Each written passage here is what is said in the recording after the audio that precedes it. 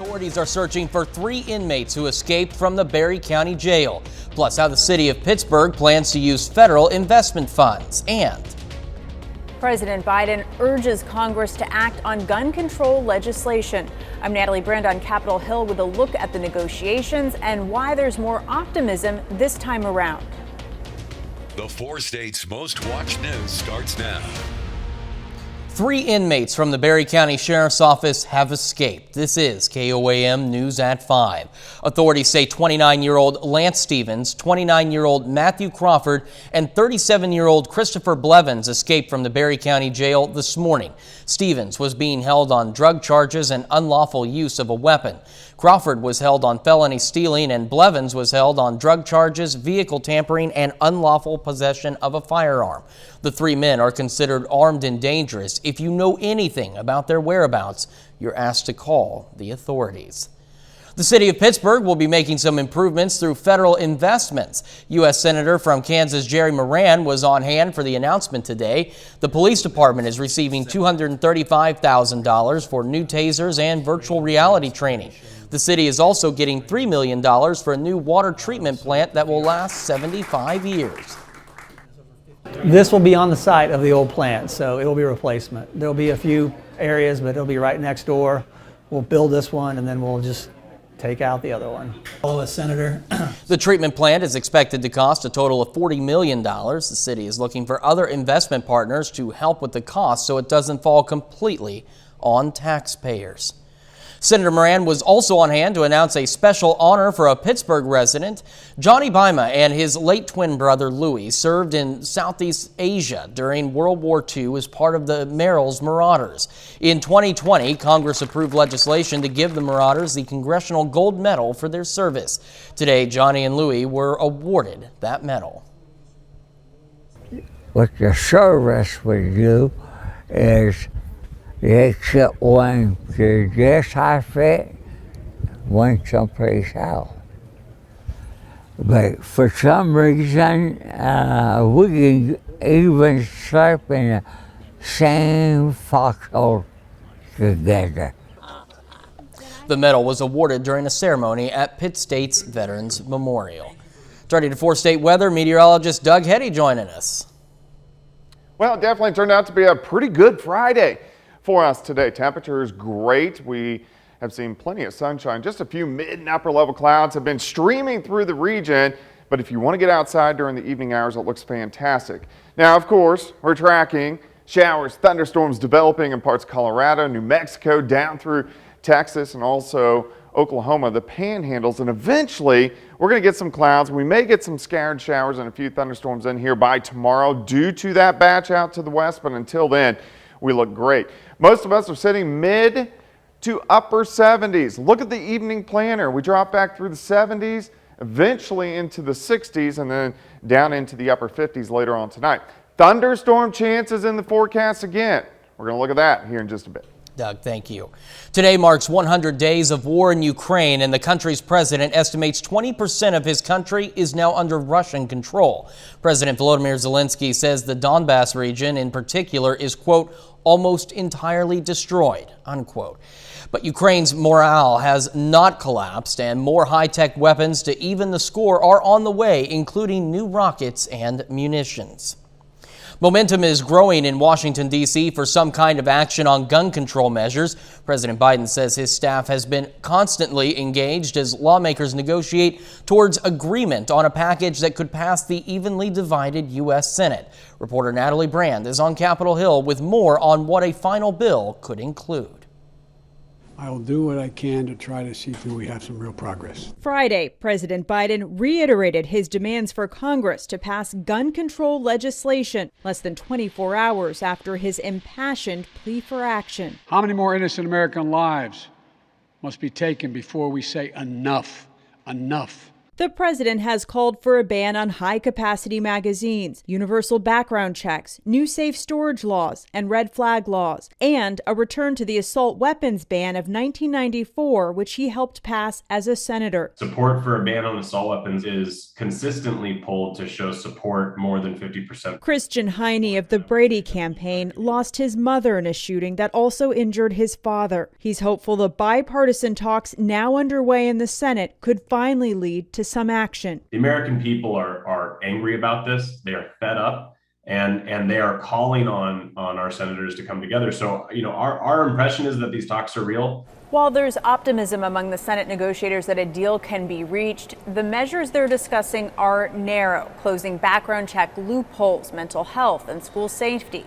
Now is the time for my Republican colleagues to put up or shut up. This needs to be done and must be done consistent with the Constitution. Over in the House, the Judiciary Committee voted to advance a more extensive gun control package along party lines, including a measure to raise the age to buy a semi-automatic rifle from 18 to 21. The proposals could get a full vote in the House as early as next week, but they face steep odds in the Senate. Natalie Brandt, CBS News, Capitol Hill. Next week, parents of one of the victims, as well as young survivors of the Uvalde, Texas mass shooting, are scheduled to testify before House lawmakers. The mother of a Buffalo, New York shooting victim will also testify. Still ahead, the latest jobs report numbers. The job market remains strong, but there are signs hiring could slow in the coming months. I'm Skyler Henry at the White House with the results of a new jobs report. And next in Health Watch, how a cancer survivor is raising awareness of resources for other survivors. Unbelievable. Topping today's Health Watch, new research shows more children are winding up in the hospital after taking the widely available sleep supplement melatonin. The CDC report shows a 530% increase in pediatric melatonin ingestions reported to poison control over the last decade. The largest spike occurred during the pandemic. New research shows exposure to traffic noise at school can impact a child's working memory and attention.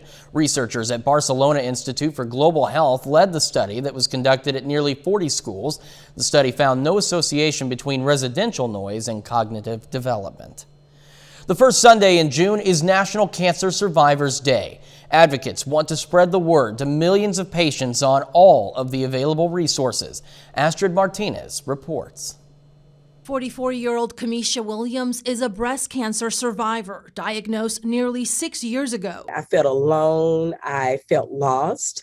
I did not know where to begin. Then she found resources at the American Cancer Society, including an 800 number for patients and the Reach to Recovery program, connecting breast cancer patients with trained volunteers who are also survivors. She suggested things like asking the doctor if it was okay if I could record our session so I could go back and replay so I could be reminded of what my treatment was like. There are nearly 17 million cancer survivors in the U.S., a number expected to increase to 22 million in the coming years due to our aging population and advances in early detection and treatment. We've had a 32% mortality decline since 1991, and those cancer survivors have specialized needs post-treatment. Dr. Karen Knudsen is CEO of the American Cancer Society. She says research for survivors is critical. The importance of not just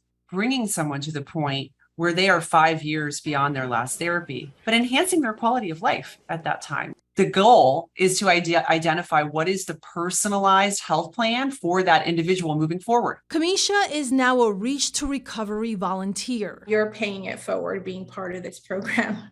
I am. Even before my treatment, this was something that I knew that I wanted to do. I wanted to be the type of support that I had. Because every survivor should have that support for their fight. Astrid Martinez, CBS News. More than 60% of cancer survivors are over the age of 65. Placing graphic health warning labels on cigarette packages may cause smokers to hide their packs in public. University of California, San Diego researchers looked at more than 350 smokers and found people who had packs with the warnings were more likely to hide the packs from view. Research suggests this type of behavior, not flaunting smoking, could reduce teen perceptions that smoking is socially acceptable. That's a look at today's health news. Doug Hetty's going to be up next with a full look at that forecast. And a little later, we'll learn about an event in the Osho giving kids a free chance to fish.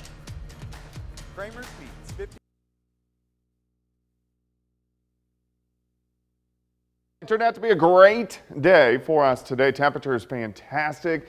We actually got quite a bit of sunshine across the region. Nice shot. Indigo Sky Casino and Resort. If you want to get out this evening, it looks fantastic. We're going to have partly to mostly clear skies and temperatures are looking pretty good. But a nice shot. Indigo Sky just outside of Seneca, Missouri. Look at the temps. We have an easterly wind, mid to upper 70s to near 80. You can see Chanute sitting at about 80 degrees. So slow drop as we go through the evening hours. Here's 7th. Here's Rangeline. Currently outside sitting at 78. Northerly winds light.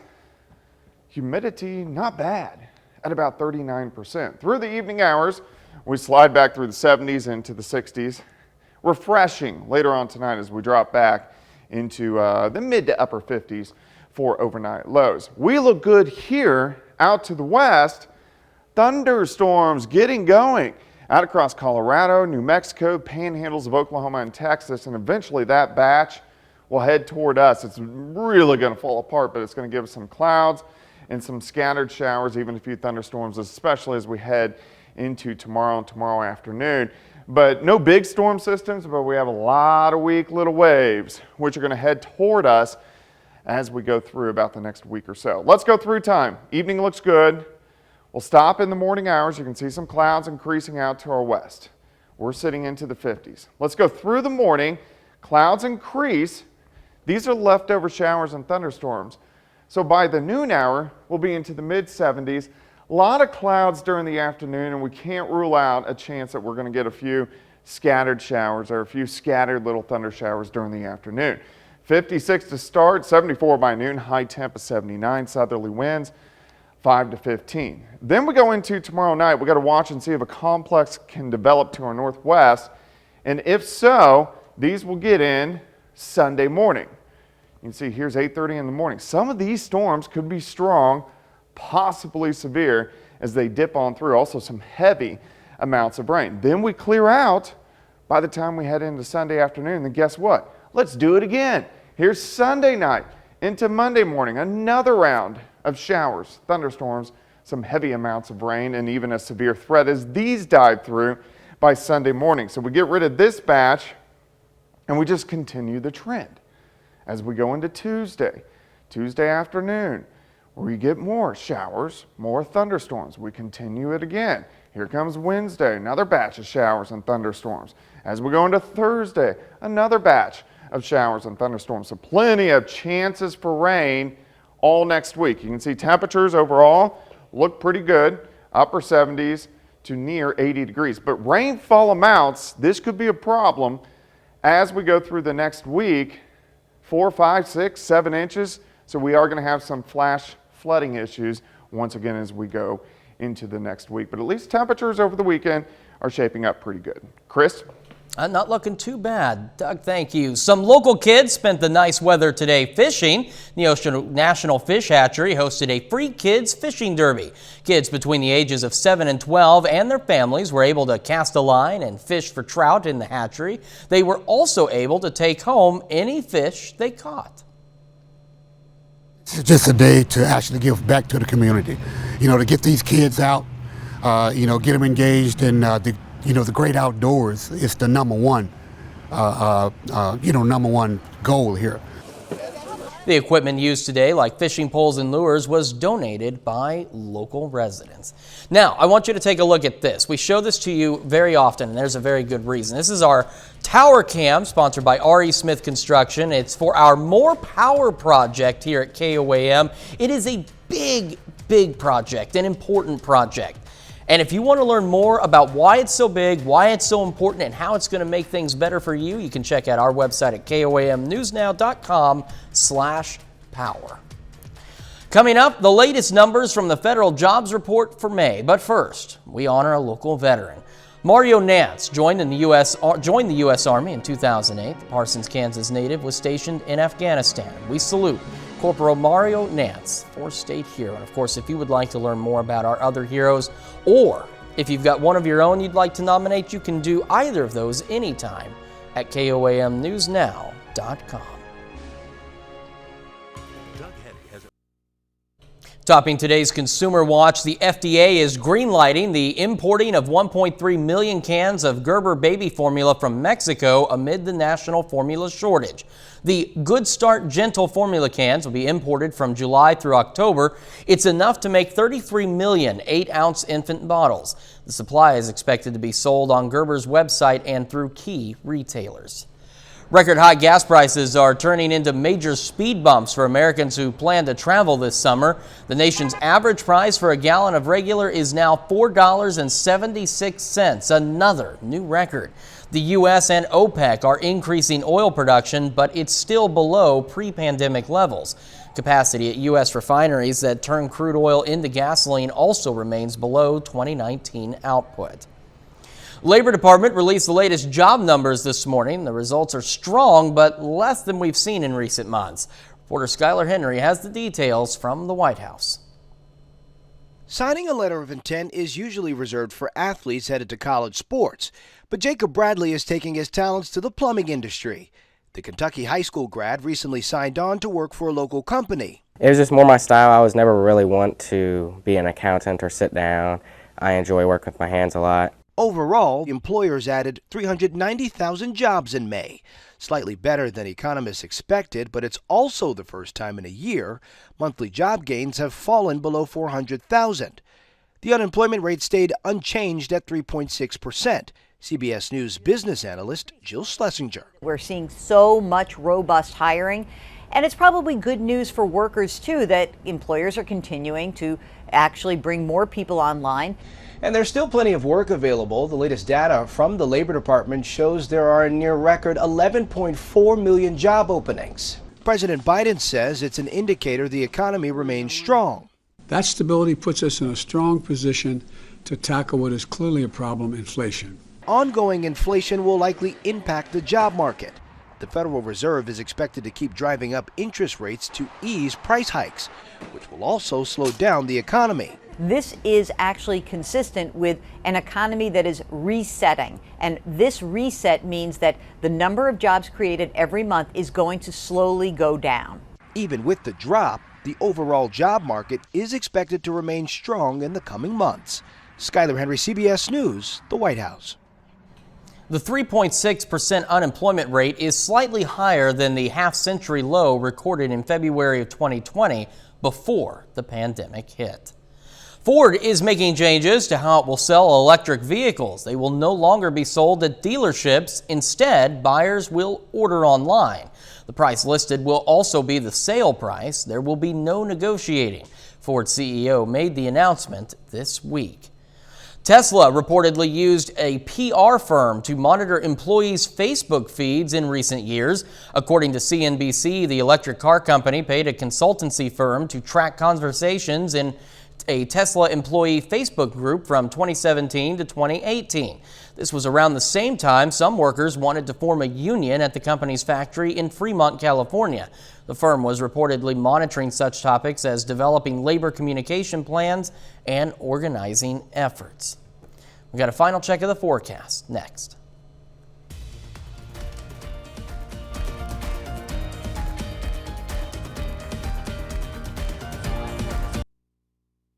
Up next on the CBS Evening News, details of an arrest on Capitol Hill of a man pretending to be a police officer. Then on KOAM News at 6, Tulsa officials praised the police response to a hospital shooting that left 4 people dead.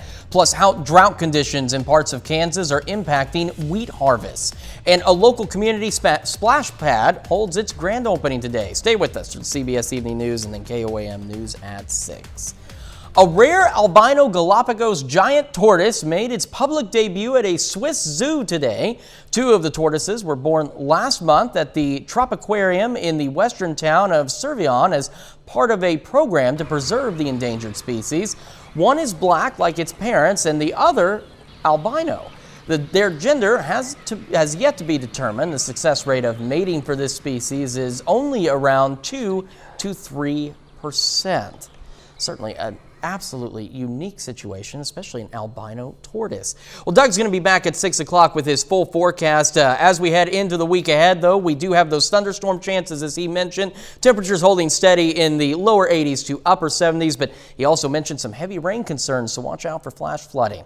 That's our time for now. CBS Evening News is next. We're back here at 6, and thanks for making us part of your night.